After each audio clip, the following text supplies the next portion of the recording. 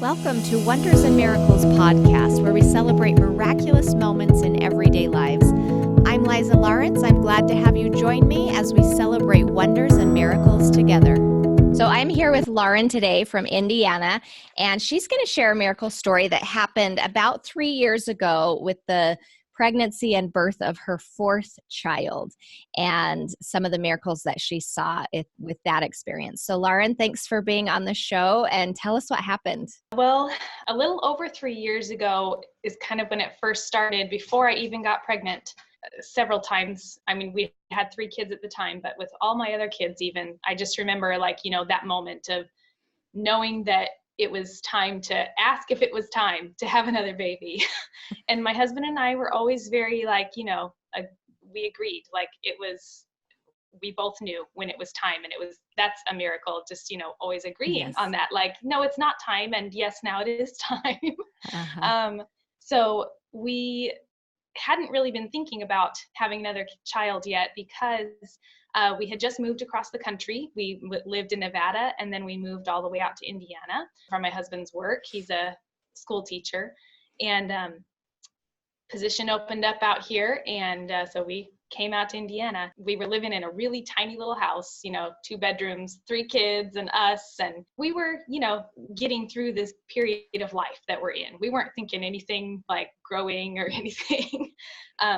But one night I woke up in the middle of the night, and I woke up from a dream. Obviously, I don't remember the dream, but I sat straight up in bed, and I never do this. I sat straight up in bed and I yelled. I'm surprised I didn't wake up my kids, but I woke my husband, which also is a miracle because he is a heavy sleeper. He never knows when I'm up with the babies at night. He sleeps through everything. But he woke up to me yelling, "Baby Sarah," just yelling. Wow. And I don't know like I said, I don't remember the dream. I don't know what came before that. I just know that I woke up thinking that. And we had never discussed the name Sarah. We had never discussed anything about our next child. It just came. Wow. So obviously that sparked some discussion and some prayer, and, is this really the right time? There's all these, we're not planning on living in this house forever. We're looking for a place to live. He's just starting a new job, all these things. We finally came to the conclusion that yes, our Father in heaven was prompting us that it was time for this spirit to join our family. We started trying and got pregnant right away. And again, we had just moved, so I didn't have a doctor. There was all this searching to go through for a doctor, but I ended up finding a doctor. And by the time we went in, she was looking great. She was healthy. Probably, I want to say we were about 14 weeks when we first went in. And then, so we get to our 20 week where we can, find out what it is. And I remember going in and saying, okay, this is supposed to be a girl. So if it turns out to be a boy, just know I'm going to bawl my head off. Not because I don't want a boy, but because I won't understand why. Right. But turns out she was a girl. And we're like, well, we know exactly who this person is. And we know that it's her time to be here in this family. And everything was going great. And then at 32 weeks, I actually woke up in the middle of the night. I felt wet. And I woke up and I was like, did my water break or something? And I got up and went to the bathroom and realized that I was bleeding. So I look back at my bed and it's just covered. And my husband is in it. He's sleeping in it, there's blood everywhere. We called my in-laws, which amazingly lived across the street from us, which amazing blessing. I've got 3 kids sleeping upstairs, and yes. And we called them and just said, we don't know what's going on. Can you guys please come over to the house so we can skedaddle? And we went over to the ER, and they couldn't figure out why. They couldn't see anything wrong. Her heart rate was totally fine. There didn't seem to be any fetal distress. There was something wrong, but they couldn't figure out what it was. So they were prepping me for C-section, not knowing what else to do. And it was, the middle of the night, probably 2:00 in the morning, and very small hospital, very small ER. The doctor was on call, he was still at home. So they called him and said, what do you want us to do? And he said, get her ready for a C-section. I'm on my way in. Wow. And during this whole time, my husband, he didn't really tell me at the time, but they, dressed him in scrubs and everything. And he's sitting there on the couch on the other side of the room. He looks very thoughtful, in his own head. And later I found out it's because he was feeling, we're not supposed to go in for a C-section right now, but how am I supposed to tell the doctor that? Luckily, the doctor, when he came in, he walks into the room and he says, you know what, guys, I think we need to slow down for a minute. The baby is not in distress. I had developed contractions since that time, but they weren't terrible. They just decided to watch the baby until early in the morning when the ultrasound people could come to see things, because there was no one there to do an ultrasound at that point in time. So they came and checked, and again, couldn't find any reason. They're looking for placental abruption. They're looking for any reason, and they could not see anything. And so they just continued to monitor and gave me meds to stop the contractions and sent me in an ambulance to go to a bigger hospital a half hour away. I remember my husband was not riding with me. He was driving in the car behind us, so that we would have a car out there out of town. I remember looking out the window and watching him. I could see him from the back of the ambulance, just wondering what he was going through. And later he was telling me that that was his time to break down. That was his time to worry about all of the possibilities. We, both have always just been scared of the possibility of losing a child and had never really been faced with that problem. And then here it was, everything was fine until boom, it wasn't. Right. And he told me that he was, thinking, what kind of a casket are we going to need to get? Are we going to do a funeral? Those are the thoughts going through his head as he's driving behind the ambulance. And I'm in the ambulance semi-calm-ish because, the contractions were slowed down. I didn't know what was going on yet, so everything seemed to be okay-ish. They get me to the big hospital and they couldn't find anything either. I was there for 3 days. They were trying to just several ultrasounds and consulting with different doctors and trying to figure out what to do. And were you still bleeding this whole time for those 3 days? Yes, up until that last day. That last day, it slowly started to slow down, but it was still enough that they were like, we're going to keep an eye on it. And obviously they had me laying down the whole time. So they're like, we expect it to stop eventually. And after that, by that end of that third day, it had stopped and they sent me home and just said, just stay down. So if we can keep her in even for another week or 2 weeks or whatever, the longest that they can be in makes such a big difference. So it's like, okay, another huge miracle in this whole thing, Liza, was that my in-laws live across the street and my sister-in-law was college aged at that time. And she happened to be home on college break, and she had an opportunity actually to stay out of state to do more classes. And she actually turned down the opportunity and came back home. And we were all like, oh, well, if that's what you feel, that's what, she was pivotal in being able to even just get through all of this. My in-laws both work. My mother-in-law and my father-in-law, they both have jobs and they couldn't just stay with my little kids at home all day. But she did. She lived here. She was their mom for those 3 days that I was gone. And, getting them to school. And so she had been with them for all of those days. And even when I came home, she stayed and just was, doing all the things. Right. Because when you're on bed rest. Down. About a week later, after the initial bleeding, I started to bleed again. My husband went to work early that morning. And I called him and was like, hun, the bleeding started again. We need to go back to the hospital. So we called my doctor, and the doctor had me come in and get another ultrasound. And at that point, they could see a big blood clot behind the placenta. They're like, well, there was a tear there. It was just so small that we couldn't see it. So they said, today is the day we're going in. We go to the hospital and get checked in. And she says, I've got another procedure. I'll see you in 45 minutes in the OR. Wow. Okay, we'll see you there.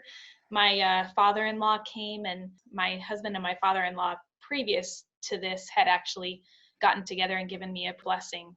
Previously had blessed that the doctors would be able to know what to do for me. And so far that had been that had been working. And then this day they gave me a blessing that I would, that everything would be okay, basically. You know, I don't remember the exact words, but it was a very assuring blessing. We go into the OR, and as scared as I was for whatever might be, I knew that whatever happened was supposed to happen, and I was going to be okay with it. Yeah. And she was born 4 pounds 10 ounces, which it sounds so small, and I was like, oh, that's so tiny. And they were like, wow, she's actually a really good size for her age. And I was like, really? And developed very well for her age. Good. So that was just amazing that her body was prepared in that way. I was afraid that I wouldn't even get to see her. She was able to breathe enough that they were able to bring her over to my face and let me see her for a minute before they brought her to the table and cleaned her off and whisked her away to the NICU. But she went away to the NICU, and I went to recovery, and we were separated, you know, for a while until they wheeled my bed into her room. She was hooked up to all the things, you know. She has the IV, she's got CPAP, she's doing well, but she is 33 weeks, you know, so Right.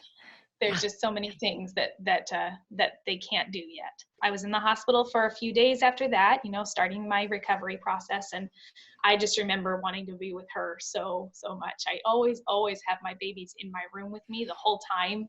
I just couldn't stand to send them away. So when she had to be in the NICU, which was on a completely different floor, you know, area of the hospital, as soon as I could get up, I was there. My husband had to, you know, go back to work. And so I was at the hospital by myself some of the time, and I would just go and be with her as long as I could. She couldn't be held a ton. She had several bouts of jaundice. She was in the NICU for 4 weeks. And over that time, just, you know, constant ups and downs, as is to be expected. But she really did so well.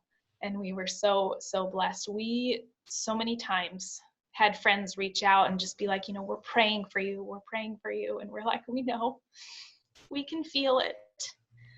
My husband and I have talked about it since then. And it's one of those things where the only way we can describe it is we were being carried through it by the strength of those prayers, because there was so much there between my daughter Sarah and her needs, and, you know, and worrying about her and what she needs, worrying about my recovery, and worrying about my 3 kids back at home who were, you know, having to deal with this as well in their own way. So those prayers just did so much. They were the biggest thing, I think, through this whole thing, that was just such a testament to God knowing exactly what we're going through and being aware of the things that we need, and prompting others to act and help. Every night, Brian and I, my husband, his name is Brian, every night we would, I would stay home all day with my kids and take care of my kids and do the daily stuff. And I'd call the NICU, how's she doing today? And then we'd put the kids to bed, and my husband and I would drive a half hour away to the hospital out of town late at night to go spend a couple of hours with her and just take turns snuggling her, and then come back, you know, at like midnight. And again, my in-laws, if they had not been here to just sit at the house with my kids, we wouldn't be able to do even that. Right. But we were so grateful for that time we were able to spend with her. And I mentioned my husband's a school teacher, and he had so much help at work, you know, while he was gone, you know, people helping out, you know, stepping up as subs, and his boss, his principal, was just really great helping him out. He puts on a musical at the middle school, and it was musical season. So they're in the middle of rehearsals and stuff. And he luckily had these people that were helping him this time around. And they just said, you go do what you got to do. We've got this. And he just felt, you know, so relieved to be able to step away from that and focus on what needed to be focused on. Yeah. Eventually she did really well, you know, ups and downs, like I said, but she came home.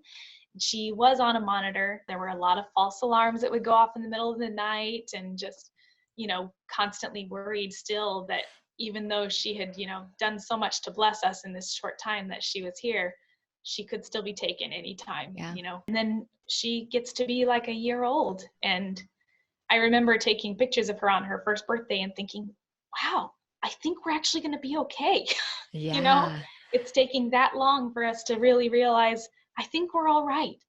Wow. Obviously being premature, she's still at a year old, behind in things and whatnot, but the thing about her is she was very small, and there were a lot of things physically wrong with her, when it came to her development of her lungs and all that stuff. But you could feel the strength of her spirit just from day one. And she still has that. She's, almost 3 years old now. She's got that strong personality, that strong spirit. And she's also just so happy a lot of the time. She's just so very happy and brings so much joy to everybody that she's with. During those first couple of years, I had several people that had come to me and just said, she's so happy and so loving, and she has latched on to this person and given them so much love. Oh. It's happened several times. I've seen it with members of my extended family. I've seen it with just friends of mine, that she just finds someone that is not that she has any reason to know, but she has found, people that are in a place in their lives where they need that stepping away from the cares of the world and just love. And she has given it to them so fiercely. That's beautiful. She has so much more of her life to go, but already she has just made such a difference and has such a reason for being here. That was her birth story. It was very traumatic, but at the same time, never at any time did I really feel like she's not going to be with us. But even through all of that, I didn't really realize until later, when we decided that it was time to have another baby. Number 5, my husband came to me and said, I'm feeling this feeling that maybe it's time for another one. And I realized that for the first time, I wasn't sure. I was scared. And I'm like, what's wrong with me? Like, I'm always so on board. And, come to realize as I got pregnant with number 5 and was going along and it's a normal pregnancy. It's not like the other one, but in the back of my head, I think there was still just that I hadn't quite healed from everything that happened with Sarah. And more and more as the pregnancy progressed, I realized just how broken I had become, and I didn't realize.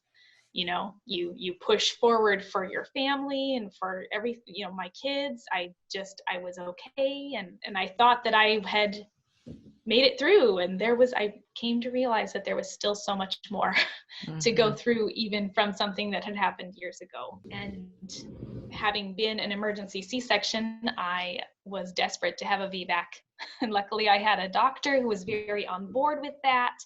You can't always find that, but my doctor was very on board, and just did everything, to help prepare me and reassure me. And this one turned out to be a boy. Number 5 was a boy. Right after we found out he was a boy, we hadn't really thought of names before that, but right after we found out, we pretty well figured out his name. Like, he also had a reason to be here.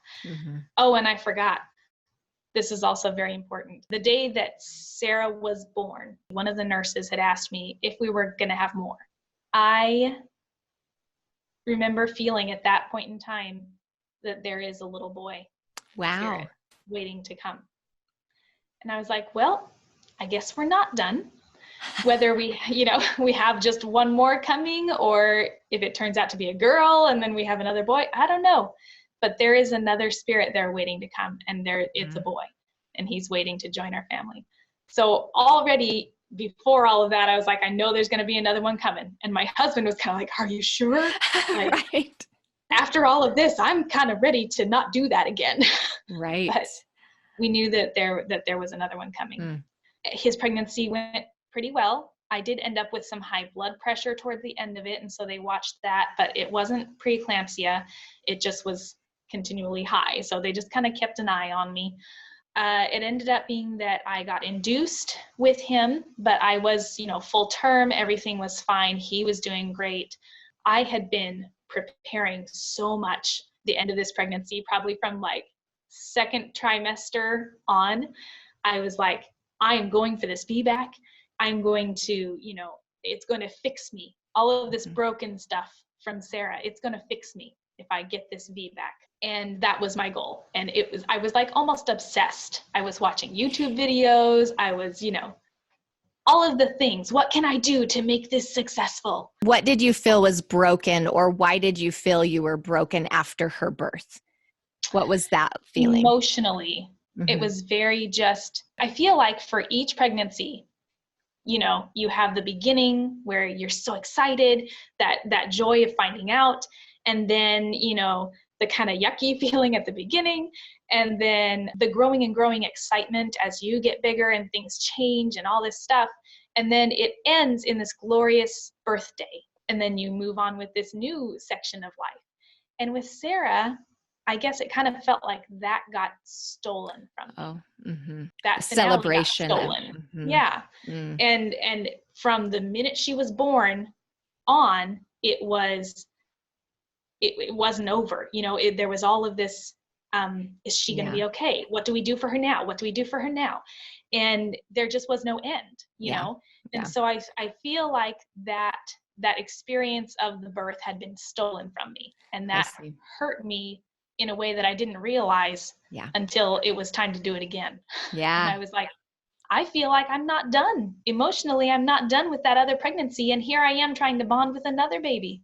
And I was struggling for that first part of that pregnancy, feeling like I'm not in this pregnancy yet. I'm still in my other one. Interesting. Yeah. So I was trying really hard to cut that off, and move on to the next one. Of course, all of this time, I'm saying my prayers.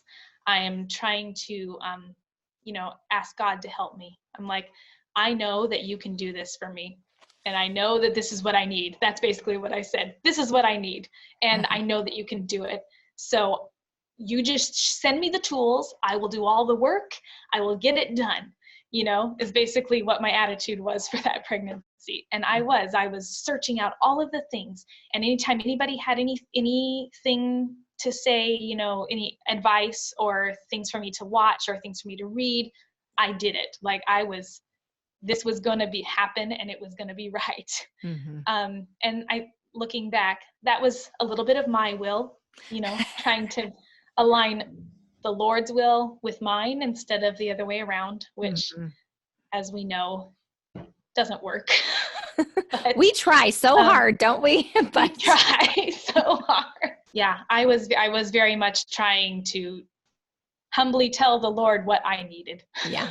And come to find out, it didn't work out that way either. I was induced with him, and I felt very strong. I felt very sure this, everything was going the way I had planned. I had nurses that were behind me on this. My doctor was behind me. I just felt strong and knowledgeable and like, I know what I'm doing. This is going to happen. I felt so sure. And the day wears on. I finally get to 10 centimeters, and the doctor comes in and is trying to get ready for him to be born. And she's like, he's just not coming down.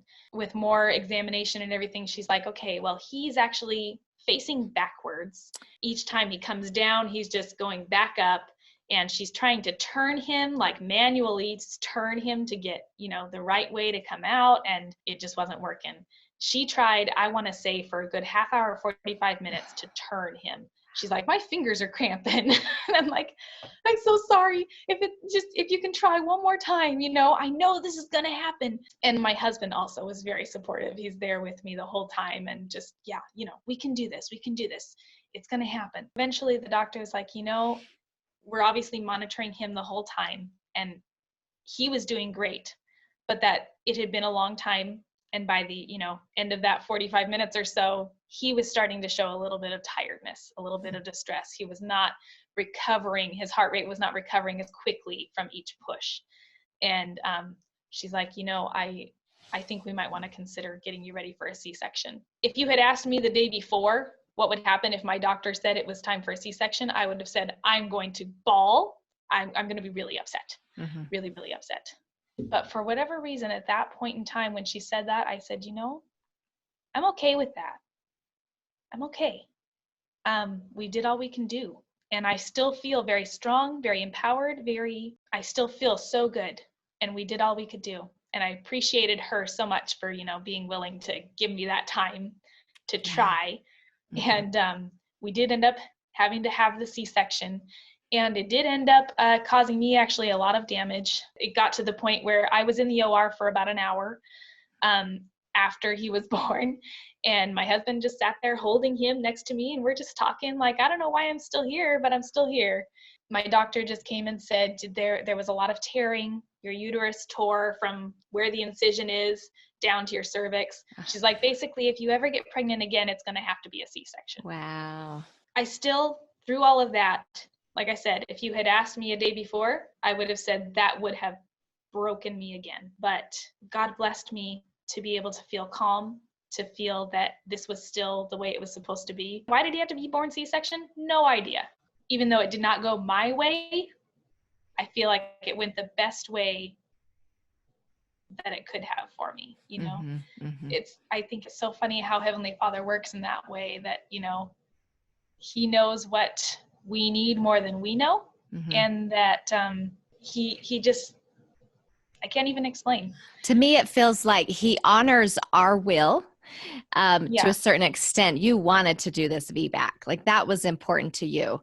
And he allowed that to be part of your experience. And in essence, that helped you come to peace with your daughter's birth and your son's birth, giving you the opportunity to try it again. And even though it didn't end up how you wanted it, he did honor that, which I think is amazing too and beautiful. Yeah. And I can't even express to you how healing that whole thing felt. Like, it's hard to explain why it's so connected between that, my fourth baby and my fifth baby, why those were so connected, but they were. And I know that from the time that I woke up screaming baby Sarah in the middle of the night, that he knew that it was going to break me, and that he knew that he had a way to heal me also. And that just gives me so much comfort, you know, just that knowledge that he knows exactly what I'm going through. And he also can see a little further ahead than I can. And, you know, is able to give me comfort in those times when all I can see is that little piece right in front of me. And, you know, he's like, just be patient. There's so much more, you know, there's so much more. Yeah. That's beautiful. It reminds me of my second baby's birth. So my first baby was a C-section, and I wanted to try a VBAC on my second baby. And I had talked to my doctor. He was supportive, and we were kind of planning that way. And you know, he was supportive in the sense that he was cautiously supportive, I should say. Right. But I wanted to, and I said, you know, and I was doing all the things too, kind of what you were saying, just prepping my body. I was taking a lot of supplements and vitamins and really strengthening my body on a physical level and being very prayerful about it. And I think it would have been 2 weeks before her due date, but we had tentatively scheduled or thought about scheduling a C-section at 39 weeks. And I felt an impression not to try the VBAC, to go ahead and schedule the C-section. And, you know, and I didn't know if it was just because I chickened out or, you know, the fear stepped in. But right when we were in surgery, he told me this after. He said, it's a good thing we did a C-section because he barely touched my old incision and it ruptured. And so I would have been at high risk for uterine rupture, which is dangerous. And so I felt very grateful that I was prayerful about it, still seeking my will, but also seeking the Lord's will in that process and following at the very end, like, okay. And it sounds like your experience at the very end, submitting your will finally, like, okay, I will do it your way. Yeah. Well, anything else you wanted to share or you learned from these experiences? I don't know. I preparing for this, I sat down and was like writing a list of miracles. I was like, what, you know, obviously it's a long story. It happened over, 3 years. I was reading through things, trying to remember all the details. And I was just like, there were so many blessings. I can't even write them all down. The fact that we have this modern medicine that would allow my 33-week-old baby to live and thrive as well as she did. And I think I forgot to say this part, but when Sarah was born, During the C-section, the doctor said that the placenta literally just fell right off as she was born. If we had waited any longer, Wow. it would not have ended the way it did. The way I recovered after that was so quick. The nurses were always like, oh, look at her, she's walking down the hallway, and just the fact that we were even here in Indiana in the first place. I mean, back to my husband getting that new job, if we had been out in Nevada, we didn't have family there. My family lives in Oregon, and so my mom probably would have come if she could, but she also works. Yeah. So just the whole process of having a baby in the NICU and all of that stuff would have just been so much more difficult if we hadn't been here, Yeah. where my in-laws are, where my sister-in-law was able to be a mother to my children when I was unavailable. Right. And my daughter's growth, just, she's so strong, and it's her time. It's her time to be here and to thrive. And again, as I said, the prayers, that's just the biggest thing that I take out of this is, number one, that, a lot of times people feel bad that there's nothing they can do. Yeah. They want to help. What can I do? What can I do?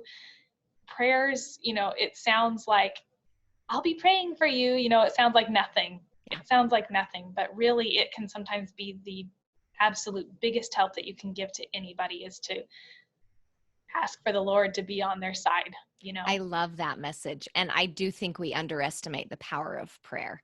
And I don't think we call on that power from and help from others around us as much as we probably ought to, because it is, I believe in the power of prayer so much, and how it can help sustain and heal and bless in so many unseen ways. It's beautiful. Yeah, and I'm you. so glad that you found that final healing and peace with your second, I guess your fifth baby, your second C-section, as you had that final experience.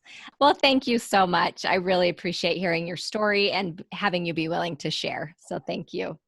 Thank you so much for giving me the opportunity. I really appreciate it.